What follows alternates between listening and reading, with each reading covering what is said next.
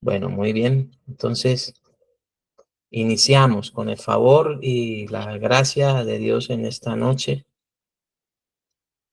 en el nombre de Jesús. Éxodo capítulo 30. Vamos a continuar en los versículos 17 al 21. Hoy vamos a ver purificación, ¿cierto? La purificación. Lo que es el aceite de la unción y el incienso aromático, hasta donde alcancemos. Con el favor de Dios lo haremos, ¿está bien? Entonces vamos a leer Éxodo 30, versículos 17 al 21. Concerniente a la purificación, dice así. Éxodo 30, 17. Habló más Jehová a Moisés diciendo, harás también una fuente de bronce, con su base de bronce, para lavar. Y aquí coloca el énfasis de inmediato para qué es. Lavar. Vamos a colocarlo aquí con este azulito, que siempre nos representa la gracia de Dios. Recordemos que el bronce, juntamente ese altar de bronce que representa la expiación por el pecado, aquí también va a cobrar bastante trascendencia esta fuente de bronce, ¿sí? Así como hay un altar de bronce, un altar del sacrificio, hay una fuente de bronce para lavar, ¿cierto? Para lavar, para limpiarse, para purificarse. Y sabemos que en este caso, pues esa fuente de bronce, eh, con su base de bronce para lavar, y que está colocada entre el tabernáculo de reunión y el altar, dice, con agua, porque dice, y pondrás en ella agua. Tenemos en cuenta, gracias a Dios, y entendimiento y comprensión de que solamente en Cristo Jesús nosotros somos purificados. En Él somos nosotros lavados, somos limpiados, ¿sí? Somos presentados justos delante de Dios sin pecado, justificados por la fe en su Santo Hijo, para el comienzo de una vida nueva en Cristo, como lo menciona también Pablo en su carta a los Romanos, a través de la muerte y la resurrección de Jesús. Esas aguas, esa agua de la purificación que tenemos ahora por la fe en nuestros corazones en Cristo Jesús. Dice luego en el versículo 19, y de ella se lavarán Aarón y sus hijos las manos y los pies. ¿Sí? Aquí nuevamente está hablando de lavarse. Nosotros tenemos entendimiento, tanto en el Antiguo como en el Nuevo Testamento, de que somos lavados, limpiados, purificados con la sangre de Cristo. ¿Sí? O sea, su muerte, el derramamiento de su sangre, somos lavados a través del derramamiento de la sangre de Cristo, somos limpiados, somos purificados, santificados, ¿sí? A través de la sangre de Cristo Jesús, esto es, a través de su muerte y su resurrección. Por eso dice también el apóstol Pablo acerca de la muerte y la resurrección de Cristo, que fuimos juntamente bautizados con él en su muerte y en su resurrección para una vida completamente nueva. ¿Cierto? Dice, y de ella se lavarán Aarón y sus hijos las manos y los pies. Hay una relación con respecto a las manos, porque las manos, uno presenta con las manos, dice levantar las manos, ¿cierto? Manos santas, sin ira ni contienda, y hablando de los pies, hablando de llevar, de ir y hacer discípulos, el apresto del evangelio, ese calzado del apresto del evangelio. Pero vean algo bastante trascendental. Antes de levantar las manos en oración, hemos de estar plenamente conscientes y tener esa certeza, esa convicción en nuestro corazón de que ciertamente nuestros pecados nos han sido perdonados, de que hemos sido limpiados, de que hemos sido lavados, de que hemos sido purificados por el Padre a través de la sangre de su Hijo. Hemos sido sumergidos en esas aguas del bautismo por Cristo, ¿cierto? En Cristo, muertos y resucitados con Él. Podemos levantar esas manos santas, sin ira ni contienda, para ministrar en el santuario. Pero a su vez, también antes de calzarnos con el apresto del Evangelio de la paz, debemos experimentar también esa paz.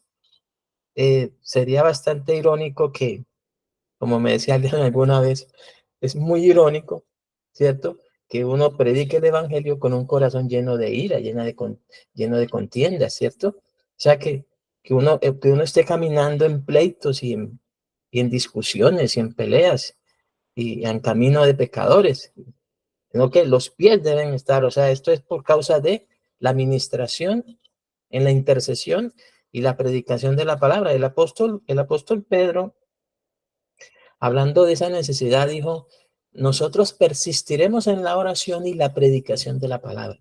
Las manos de los apóstoles eran levantadas en oración, levantando las manos santas, sin ira ni contienda, ministrando a Dios, sirviendo a Dios en intercesión y en oración en favor de la gente a quienes luego ellos iban a dirigirse, iban a ser guiados por el Espíritu Santo eh, para irles a anunciar el Evangelio, calzarse los pies con el Evangelio de la paz. Pero antes de eso, ciertamente ya debían estar completamente santificados en Cristo. ¿Sí?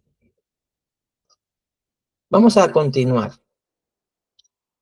En el versículo 20 dice, cuando entran en el tabernáculo, por eso aquí les decía que era para entrar en el santuario, ¿cierto? Aquí están en el atrio, ¿cierto? En el atrio. Recuerda que entonces en el atrio estaba el altar de sacrificio y estaba esta fuente de bronce, ¿sí? Estaba el sacrificio de Cristo, la muerte de Cristo y luego esa fuente de bronce que era también para que los sacerdotes se lavasen allí y pudiesen entrar en el santuario. Está entonces la muerte y la resurrección de Cristo presente en el atrio, pero antes de entrar en el santuario. Dice, cuando entren en el tabernáculo de reunión, se lavarán con agua. Ellos, claro está, ellos tenían que hacer esto cada vez que entraban en el tabernáculo para ministrar allí, ¿cierto? Nosotros ahora en Cristo podemos entrar para ministrar a Dios, servir a Dios en la intercesión, servir a Dios en la predicación de la palabra, servir a Cristo en ir y hacer, en predicar el evangelio y hacer discípulos y enseñar a la gente el propósito de Dios, su plan para salvarlos, a ellos y a sus familias, eh, porque ya nosotros hemos muerto con Cristo, ese altar del sacrificio, que esa muerte de Jesús en la cruz y su resurrección, nosotros ya tenemos esa gloria de Dios en nosotros, esa gracia de Dios a través de Cristo, esa justicia por la fe. En ese sacrificio único de Cristo hecho una vez y para siempre. Ellos tenían que hacerlo cada vez, cada día, porque había el continuo sacrificio, el continuo sacrificio. Ya Cristo fue sacrificado una vez y para siempre, y ciertamente llevó él nuestros pecados. Dios cargó en él el pecado de todos nosotros. El castigo de nuestra paz fue sobre él, y por su llaga fuimos nosotros sanados. Siempre pues se usa esa última parte para efectos de la sanidad del cuerpo. Sin embargo, Isaías 53, o más bien el Espíritu Santo que inspiró a Isaías 53 y le mostró esto acerca de los padecimientos de Cristo, le estaba mostrando que sería quitada la llaga del pecado de nosotros. Recuerda que Isaías habla acerca de que el hombre sin Dios es semejante a una llaga que está ciertamente que no está vendada, ni curada, ni suavizada con aceite, ¿sí? Pero Dios envió la medicina, envió al médico haciendo esto de esta manera, lo parafraseo, ¿no? Jesús dijo que los sanos no tienen necesidad de médicos sino los enfermos. Entonces Jesús vino y nos sanó de esa llaga. esa llaga que es el pecado. Por eso dice, él, Dios cargó en él, sobre Jesús, el pecado de todos nosotros. Dice, y el castigo de nuestra paz fue sobre él, y por su llaga fuimos nosotros curados. ¿Sí? Si bien habla de también de que llevó nuestras enfermedades, sufrió nuestros dolores, está hablando, amados hermanos, de que Dios, a través de Cristo Jesús, nos sana completamente, de manera integral, espíritu, alma y cuerpo, es redimido de la esclavitud del pecado, para que no se encuentre más llaga en nosotros, esa lepra del pecado. Examinados por él también como somos sacerdotes, podamos nosotros vivir en esa vida nueva. Por eso, en este caso, nosotros no necesitamos de otro sacrificio porque ya fue hecho el único y verdadero sacrificio para quitar de en medio esa llaga del pecado, esa, esa lepra del pecado de nosotros. Fuimos sanados de eso. Y a su vez, fuimos lavados, fuimos limpiados, fuimos purificados con la sangre de Jesús. Y podemos entonces entrar en la misma presencia del Padre. Dice, para que no mueran, dice aquí, para que no mueran. Y cuando se acerquen al altar para ministrar, para quemar la ofrenda encendida para Jehová, dice, se lavarán las manos y los pies para que no mueran. ¿Sí? Y lo tendrán por estatuto perpetuo, él y su descendencia por sus generaciones. Una de las cosas que uno mirando, ¿no? Si uno se detiene a considerar todo esto que está en Éxodo, que es como tal el preámbulo para que lo que va a ser toda la reglamentación de la ley, todos los estatutos, decretos, ordenanzas. Aquí Dios está colocando hasta ahora lo que son todo el fundamento para luego dar todo el compendio de lo que sería la ley que regiría al pueblo.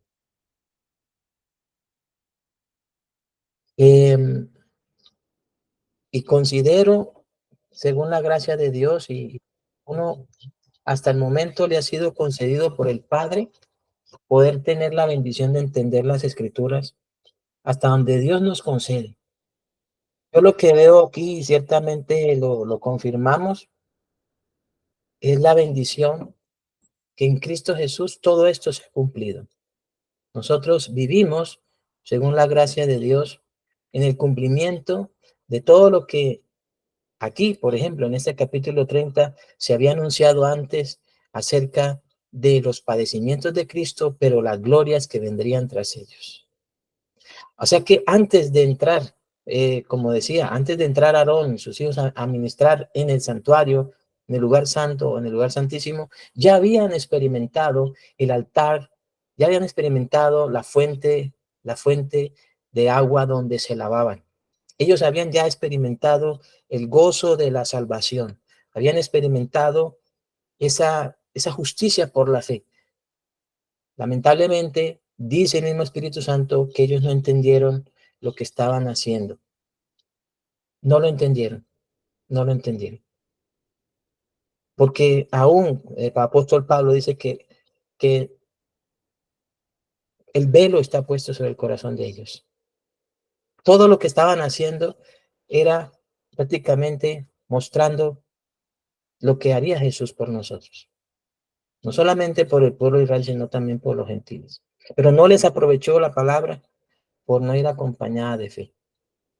Sabe, amado hermano, que la vida del evangelio, lo que se nos ha puesto para que vivamos en este tiempo, es el propósito de Dios para nosotros. Nuestra vida en Cristo Jesús ya está debidamente escrita en las Sagradas Escrituras. Ya está debidamente revelada por el Espíritu Santo en las Sagradas Escrituras. Basta que usted y yo pongamos nuestra atención y sumo cuidado en la sabiduría de Dios. Atender la sabiduría de Dios, su palabra, para que caminemos en ella, siguiendo los pasos de Cristo. Él nos dio ejemplo para que sigamos sus pisadas. Y también aquí dice, ellos y su descendencia. Nosotros lo tenemos, aquí dice que perpetuamente, ellos y su descendencia por sus generaciones. Para nosotros es la vida eterna. La vida eterna. Dice Hebreos 12, 1 al 10. Por tanto, nosotros también, teniendo en derredor nuestro tan grande nube de testigos, despojémonos de todo peso y del pecado que nos asedia. ¿Sí ve? Porque como Dios les puso allí el altar de bronce, luego les coloca la fuente de bronce que contenía el agua de la purificación, para luego entrar en el lugar santo, para luego ministrar en el lugar santísimo una vez al año. Ellos tenían que entrar allí ciertamente santificados por completo. Pero ahora nosotros también se nos dice, cuando viene hablando de los herederos de la justicia por la fe, de aquellos que hallaron buen testimonio por la fe, como lo es Hebreos 11, dice que nosotros también es necesario que en nosotros se halle esa fe que hubo en esos hombres, que hallemos buen testimonio por la fe. Y ante tan grande nube de testigos, que ciertamente pudieron alcanzar la gracia de Dios, también a nosotros se nos ha dicho, despojémonos de todo peso y del pecado que nos asedia. Esa fuente de bronce que contenía el agua, cuando usted la vuelva a leer, eso no solamente representa que usted ha sido resucitado con Cristo a una vida nueva, sino que ha de permanecer en esa vida nueva. Y hemos de permanecer en esa vida nueva. Y en el desarrollo de nuestra comunión con Dios y con Jesús, guiados por el Espíritu Santo, hasta que Jesús venga, despojémonos de todo peso y del pecado que nos asedia. Y corramos con paciencia la carrera que tenemos por delante. Puesto los ojos en Jesús, el autor y consumador de la fe, el cual por el gozo puesto delante de él sufrió la cruz. ¿Sí? El altar del sacrificio, el altar de bronce. Dice, menospreciando el oprobio y se sentó a la diestra del trono de Dios. Considerad aquel que sufrió tal contradicción de pecadores contra sí mismo, para que vuestro ánimo no se canse hasta desmayar. ¿Sabe ahora, mi amado hermano, cuál es el peligro? El peligro es que nosotros no querramos sufrir ninguna contradicción de pecadores contra nosotros mismos. Jesús sí estuvo dispuesto y vivió la contradicción de pecadores contra sí, sufrió esa contradicción de pecadores contra sí, porque él les testificaba que sus obras eran malas. Y aunque ciertamente la presencia allí de todo esto del tabernáculo, ¿sí? Todo eso estaba representando que Dios estaba con el pueblo, y todos esos sacrificios eran figura, sombra, tipo de su Hijo Jesucristo en medio del pueblo, pagando por los pecados, pero sin pecado. Dice, el que no hizo pecado por nosotros lo hizo pecado. Y aunque vivió entre nosotros, lo hizo sin pecado. Y ciertamente hay una cosa, amados hermanos. Jesús predicó el arrepentimiento. Llamó a la gente al arrepentimiento. Y hoy día, ciertamente es un peligro. ¿Por qué razón? Porque si no queremos sufrir ninguna contradicción de pecadores contra nosotros mismos, la única manera hay dos formas. Nos quedamos callados, no decimos nada, no comentamos nada, evitamos a toda costa que sufrir por parte de la gente vituperios. Entonces nos quedamos callados, no decimos nada, nos aislamos de la gente, nos apartamos de la gente, nos enclaustramos en nuestras casas. Salimos y no saludamos y no vemos a nadie en la cara. Vemos lo que vemos y no decimos nada. Nos quedamos callados. No queremos sufrir nada. No queremos decirle a la gente que lo que están haciendo está mal.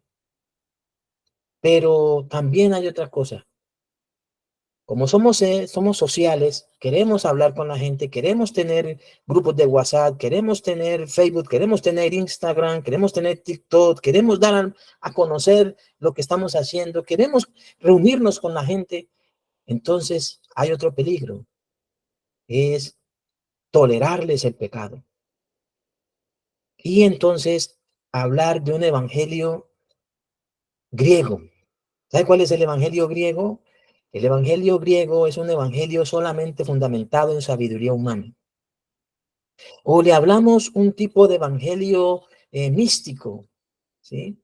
Fundamentado en cosas asombrosas y cosas misteriosas y ocultas, pero no le tocaremos la llaga. ¿Recuerden la llaga? No pondremos el dedo en la llaga porque se incendia la casa. Se incendia el barrio, la sociedad, el lugar, y empezamos a ser vituperados. Empezamos a sufrir. ¿Cuál es el peligro?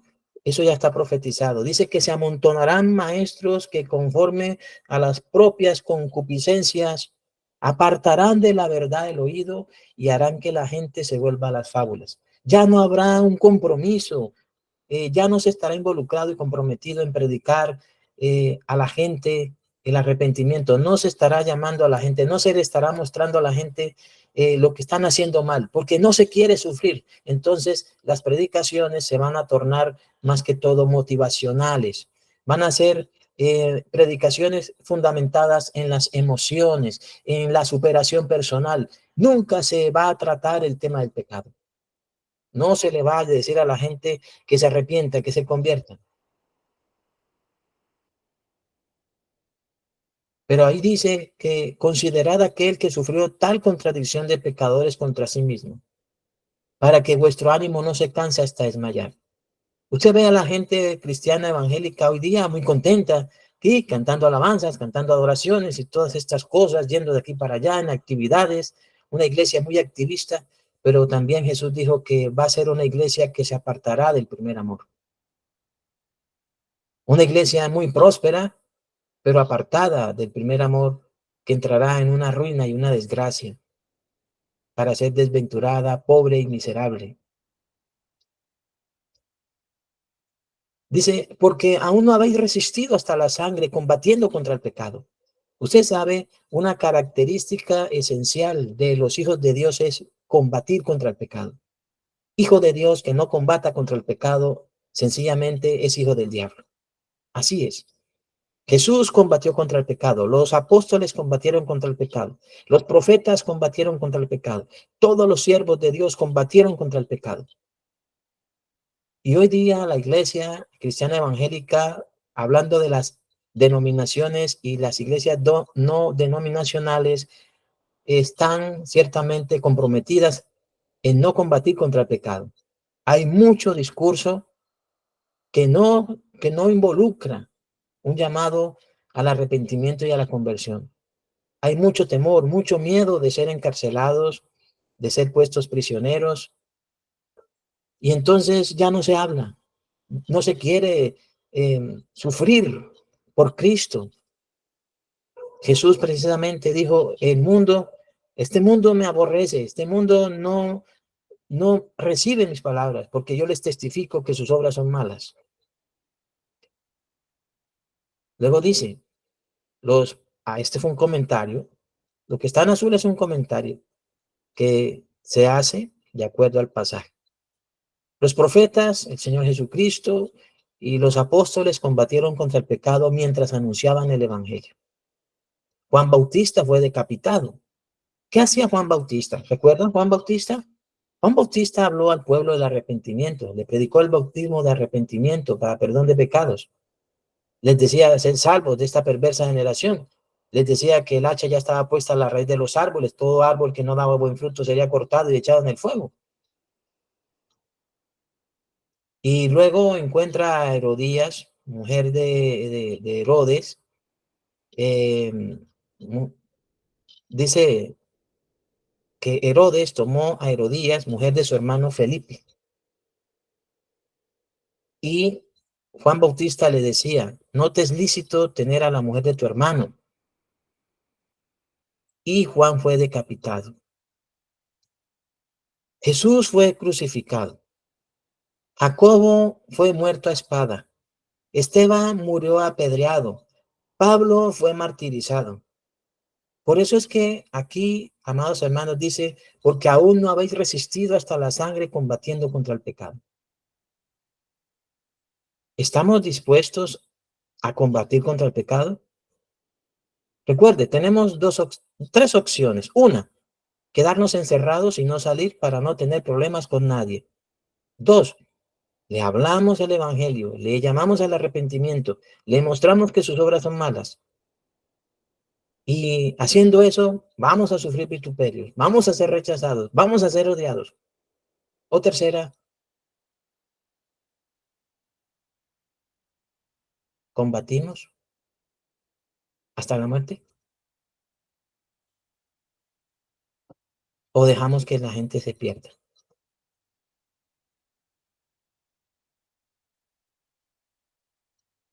Y dice, y ya habéis olvidado la exhortación que como a hijos se os dirige diciendo, hijo mío, no menosprecies la disciplina del Señor, ni desmayes cuando eres reprendido por él. ¿Sí? Que eso tampoco ahorita, ni siquiera en la comunión con Dios, no se está enfatizando esto, sino que el énfasis es, Dios te ama, tú eres especial tesoro para Dios, tú eres la niña de los ojos de Dios, y un poco de cosas que no corresponden al Evangelio, como si Dios tuviera hijos consentidos, sabiendo que la Escritura misma habla acerca de no consentir a los hijos. El hijo consentido es vergüenza para el padre. Entonces el miedo de que se le diga a los hijos de Dios las cosas, porque si no, se van a sentir los hijos de Dios. Hablando sobre la labor pastoral, ustedes como hermanos, entre hermanos, ciertamente reciben a sus hermanos en la fe. Y ciertamente ustedes alaban las visitas y las llamadas de sus hermanos en la fe, ¿cierto? Y llegan a considerar que inclusive el amor de sus hermanos es mejor que el amor del pastor por ustedes. Lo que pasa es que el pastor tiene que quebrar piernas, quebrar paticas, colocar un palo en la nuca de la oveja, corregir a la oveja. Entonces, en una reunión hablando sobre esa labor, una persona cuando mencioné eso, no le gustó. Esa persona quiere que el pastor la consienta. Y un pastor, Jesús dijo lo siguiente, capítulo 21 del Evangelio de Juan. Jesús le dice a Pedro, apacienta a mis corderos. O sea, enséñenle a los corderos. Enséñales bien a los corderos. Ampliando eso, el Señor Jesucristo dijo a los apóstoles, enséñeles a guardar todo lo que yo les he mandado. Enséñenle a los corderos. ¿Por qué? Porque los corderos, que son los más nuevitos, ellos tienden a seguir a las ovejas adultas, a las experimentadas, y por donde la oveja adulta se vaya, por ahí se van ellos. Por eso necesitan los corderos ser bien alimentados para que no sigan el mal ejemplo de las ovejas rebeldes, porque por ahí se van. Ellos tienen que desarrollar el oír la voz de su pastor, que es Jesucristo. ¿Y quién le va a enseñar eso? El pastor que los cuida.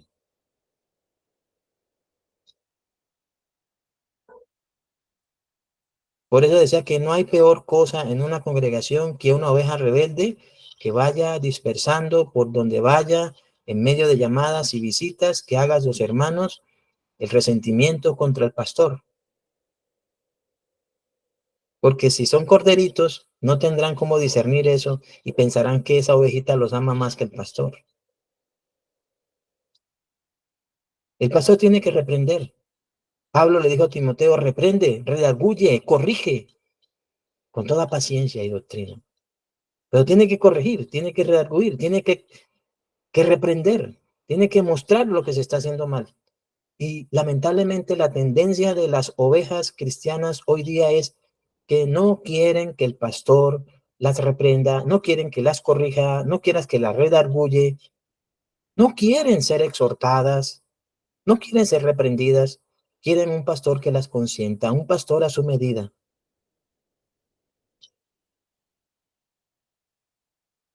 Y eso es abominación para Dios. Entonces, ¿qué pasa? Hoy entonces los servicios, las enseñanzas son más, tú eres especial tesoro, tú eres lindo, tú eres hermoso, tú eres bello, tú eres grande, tú estás para grandes cosas, Dios es bueno, Él te perdona. O sea, le hablamos de todo, pero menos de lo que están haciendo mal. El momento en que se le hable lo que está haciendo mal, se ponen bravas, se enojan y se van, y si no se van, empiezan a esparcir odio y resentimiento donde van contra el pastor. Pero no es contra el pastor en sí, sino contra el obispo y pastor de sus almas, contra Cristo mismo. Porque luego el Señor Jesús le dice a Pedro, pastorea mis ovejas. Pastorear implica disciplinar, corregir, redarguir, reprender, enderezar a la oveja y a la oveja adulta. ¿Sí? A la oveja adulta. A los corderos les enseñan y a las ovejas adultas les tienen que quebrar las patas y quitarles la necedad. Por eso alguna vez yo les decía, déjenme trabajar. Si usted no deja que yo trabaje en usted,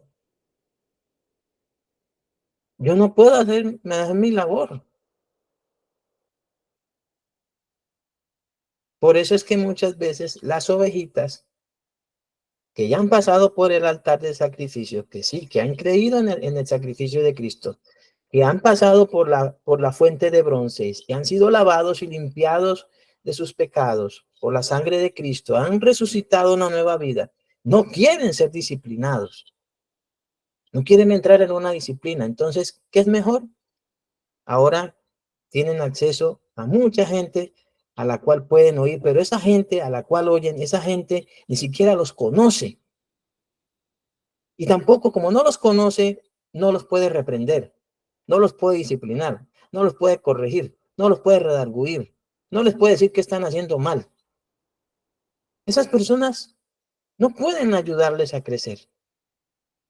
Creen que solo crecer es oír y oír y oír y oír y oír. El crecimiento también implica, como Jesús se lo dijo a Pedro, disciplinar a la oveja, corregir a la oveja, reprender a la oveja. La oveja dice, no me juzgue, pastor, pero es que déjenme hacer el trabajo. O sea, si uno va al dentista, el dentista le dice, mire, le voy a extraer la muela, le voy a hacer tal cosa, ¿cierto? Le va a doler, va a sentir molestia, pero luego estará mejor. Inclusive le colocan anestesia, pero aún así después hay dolor, hay incomodidad y le mandan unos medicamentos para aliviar y calmar el dolor. Pero sencillamente la persona se acuerda de que él hizo la fuerza. El dentista hizo esa fuerza, le movió allí su dentadura, le movió su rostro, le extrajo el mal. Pero ahora ya no quieren que un pastor las corrija. No quieren sujetarse a un pastor. Confío en Dios que ustedes sí estén dispuestos para eso. Que el día que los corrija, no lo tomen a título personal, sino que crean verdaderamente que como ovejas necesitan y necesitamos, como dijo el apóstol Pablo, que un pastor nos redarguya, nos reprenda, nos corrija, nos instruya, nos discipline, porque si no, entonces seremos bastardos y no hijos. Nosotros no somos intocables ni infalibles. Dice, porque el Señor al que ama disciplina y azota a todo aquel que recibe por hijo. Si soportáis la disciplina, Dios os trata como a hijos, porque ¿qué hijo es aquel a quien el Padre no disciplina? Pero si se os deja sin disciplina de la cual todos han sido participantes, entonces sois bastardos y no hijos. Por otra parte, tuvimos a nuestros padres terrenales que nos disciplinaban y los venerábamos. ¿Por qué no obedeceremos mucho mejor al Padre de los Espíritus y viviremos? Y aquellos ciertamente por pocos días nos disciplinaban, como a ellos les parecía. Pero para lo que nos es provechoso, para que participemos de su santidad. Segunda carta a los Corintios, capítulo 7, versículo 1 dice: así que, hermanos, puesto que tenemos tales promesas acerca de la vida eterna, limpiémonos de toda contaminación de carne y de espíritu, perfeccionando la santidad en el temor de Dios. Bueno, hablando de contaminación de carne y de espíritu, para eso está ciertamente esa fuente de bronce que contiene esa agua de la purificación. Está la vida de Cristo ministrada permanentemente por el Espíritu Santo. Esa ministración a través del sacrificio de Cristo para mantenernos limpios de toda contaminación de carne y de espíritu. Hablando de carne, pues las obras de la carne. Todo ese andar en la carne que hay en el mundo y toda contaminación de espíritu. Toda filosofía, hueca sutileza, cosas de espíritus engañadores, doctrinas de demonios. Dice, limpiémonos de todas esas cosas, de toda contaminación de carne y de espíritu, de toda obra de este mundo y de toda filosofía y sabiduría de este mundo.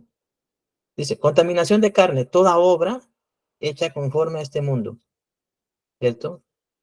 Y el espíritu, toda filosofía o sabiduría de este mundo. Dice, perfeccionando la santidad en el temor de Dios. Santiago 4, 7 al 10 dice, someteos pues a Dios, resistid al diablo y huirá de vosotros. Acercaos a Dios y él se acercará a vosotros. Pecadores, limpiad las manos, y vosotros los de doble ánimo, purificad vuestros corazones. ¿Sí? Afligíos y lamentad y llorad, vuestra risa se convertirá en lloro y vuestro gozo en tristeza. Humillaos delante del Señor y él os exaltará. Por eso es que si hoy alguien se está riendo, ¿cierto? Se está riendo porque están dando conforme a la carne, porque están dando conforme a la sabiduría de este mundo y no conforme a Cristo. Es mejor que se convierta. Esa risa se convertirá en lloro. ¿Por qué razón? Porque ciertamente reconocerá que ha pecado contra Dios. No tendrá otra cosa que humillarse ante Dios. Ese gozo que experimenta de vivir de acuerdo al mundo se convertirá en tristeza. Por eso dice, humillaos delante del Señor y él os exaltará. Este versículo 9 y 10 habla acerca del arrepentimiento, de volverse a Dios.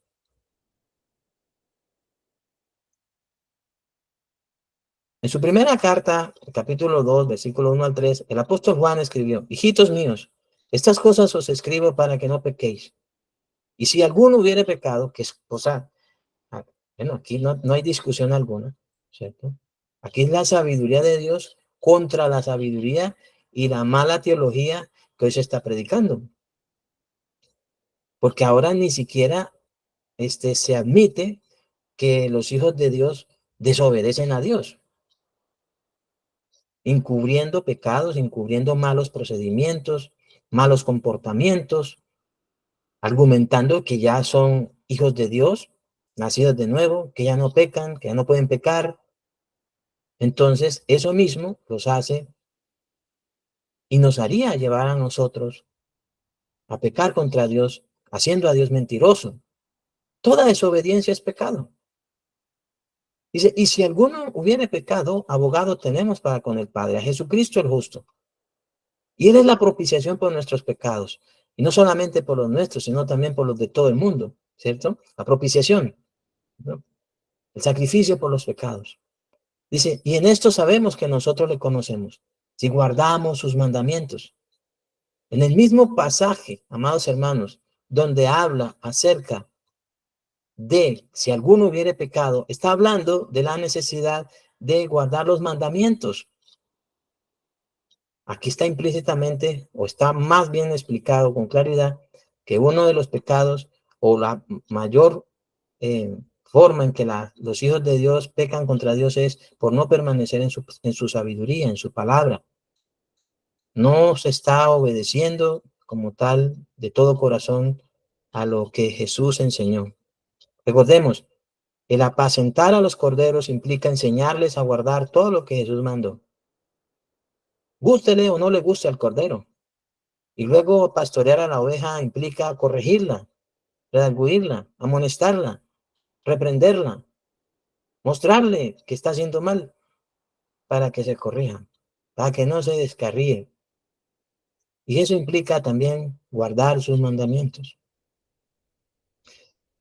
El apóstol Pedro en su primera carta, capítulo 1, versículo 18 al 23, dice, sabiendo que fuisteis rescatados de vuestra vana manera de vivir, la cual recibisteis de vuestros padres, no con cosas corruptibles como oro o plata, sino, dice, vea,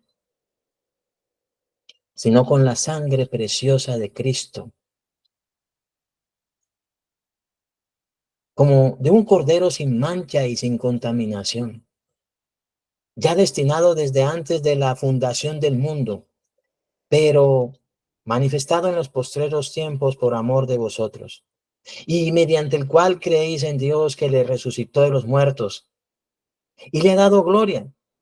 Yo creo que este pasaje es uno de los que mejor explica lo que es esa fuente de bronce, que contenía esa agua de la purificación. Quien le resucitó de los muertos y le ha dado gloria para que vuestra fe y esperanza sean en Dios, habiendo purificado, ¿ya?, vuestras almas por la obediencia a la verdad, mediante el Espíritu, porque sencillamente todos los que son guiados por el Espíritu Santo lo serán hacia la obediencia a la verdad. Lo serán en el sentido de llevar todo su pensamiento en obediencia a Cristo y de esa manera al Padre, por la obediencia a la verdad mediante el Espíritu, para el amor fraternal no fingido. Amaos unos a otros entrañablemente de corazón puro, siendo renacidos, no de simiente corruptible, sino de incorruptible, por la palabra de Dios que vive y permanece para siempre. Y allí nos detenemos el día de hoy, mis amados hermanos. Vamos a orar, por favor, no vayan a encender sus micrófonos todavía. Vamos a hacer una oración. Padre, en el nombre de tu amado Hijo, nuestro Señor Jesucristo, te damos gracias por nuestro Señor Jesús, porque en Él no solamente hemos muerto al pecado, no solamente hemos sido crucificados con Él, no solamente hemos estado con Él allí en el altar de sacrificio,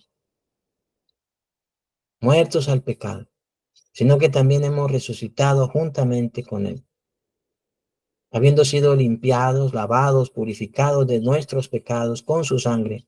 Y ahora por la guianza del Espíritu Santo, Padre, te ruego que cada uno de tus hijos y de tus hijas, sea cordero o sea oveja, seamos todos enseñados y disciplinados, corregidos, redarguidos, reprendidos, exhortados a mantener nuestro corazón en Cristo.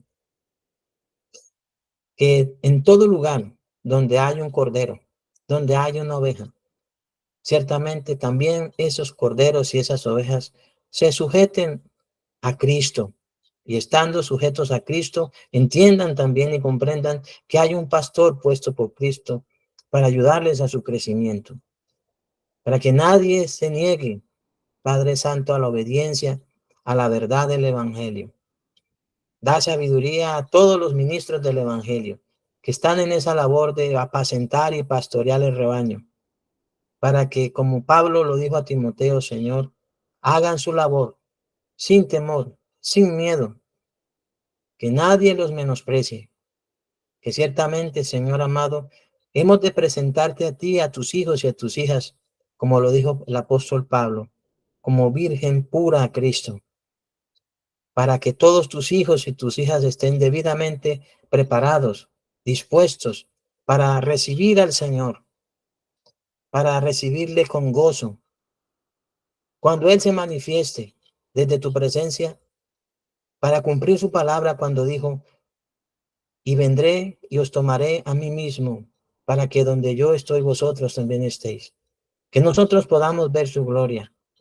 Y concédenos, Padre Santo, poder hacer una labor en el desarrollo del ministerio de la reconciliación. Que no nos escondamos, que no callemos, que podamos hablar al mundo, testificar al mundo que sus obras son malas. Y también, Señor, mostrarles el buen camino para que anden en él, para que la gente se arrepienta, para que la gente sea salva, para que no nos quedemos callados, para que no nos dejemos que la gente se pierda, Señor. Que no temamos a ser rechazados o vituperados o odiados por las gentes. Que no vayamos a predicar un evangelio, Señor, fundamentado solamente en huecas sutilezas, filosofía humana o experiencias sensoriales de los sentidos o sensuales, por no tener el Espíritu Santo. Te rogamos que las predicaciones, nuestra labor en la intercesión y la predicación del evangelio sea conforme a las sanas palabras enseñadas por Jesús. Padre eterno, concédenos gozar de ese lugar, Señor, que tenemos en Cristo como hijos tuyos. En el nombre de Jesús. Amén. Mis amados hermanos, tengan ustedes muy buena noche. Sí, señor. Amén. Muy bien. Dios los bendiga, mi hermano. A todos los hermanos. Todos debemos una lluvia de bendiciones. No callen, no vayan a callar. Hablen, Amén, no tengan pastor. miedo. Dios lo bendiga. No tengamos Dios miedo. los bendiga, hermanos. Amén, Pastor Mauricio. Buenas noches, amados hermanos. Feliz y bendecida noche para todos. Dios los guarde.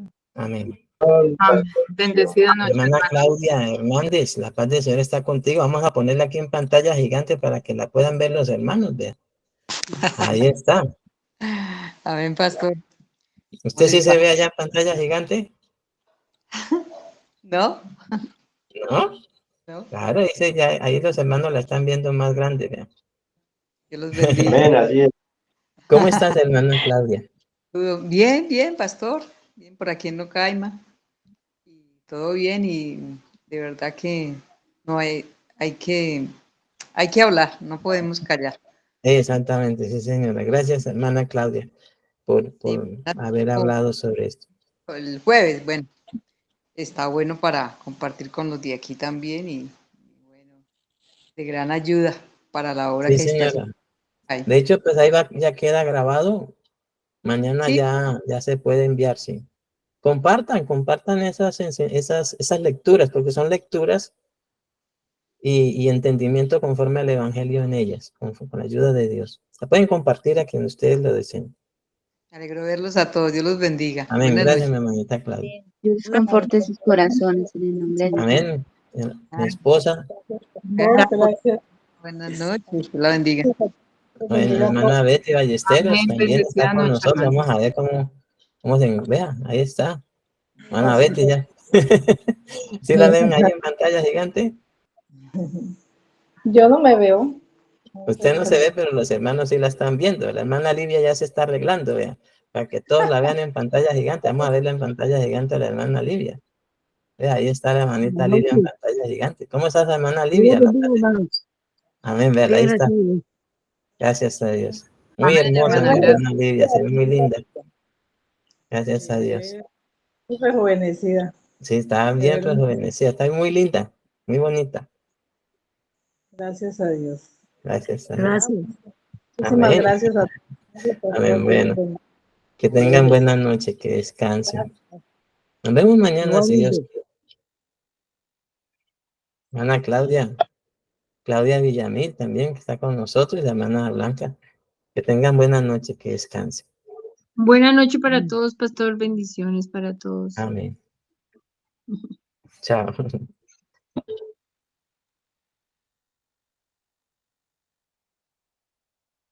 Manita Blanca, nos vemos entonces mañana, si Dios lo permite.